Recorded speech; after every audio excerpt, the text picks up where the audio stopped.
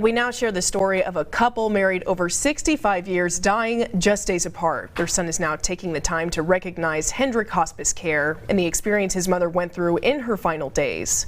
Our Miriam Chamberlain spoke with one of the sons of the Herring family, who highlights just how compassionate the people of Hendrick Hospice were.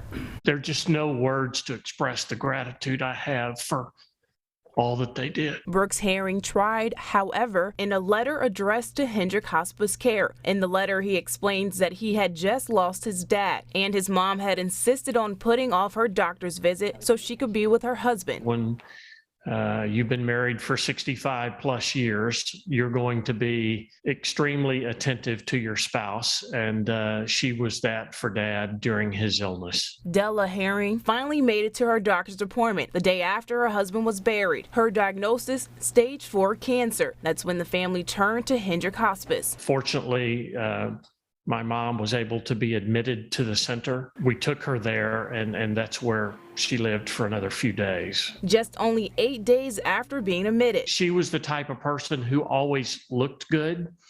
She had a jacket for every day and every occasion. She never had gray hair, which we chuckled about. She was always well put together. Herring says the people at Hendrick Hospice kept her that way in a time that could have easily not been done. It was a situation like I had never experienced, and to see the care and the dignity that they provided to Mom was just incredible. I am sad now, still reflecting on that loss.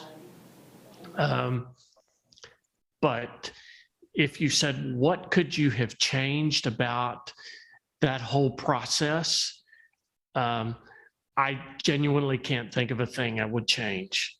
It was just an extraordinary time in caring for my mom at the end of her life. In Abilene, Miriam Chamberlain, KRBC, Abilene's local news. Beautiful story. Thank you, Miriam.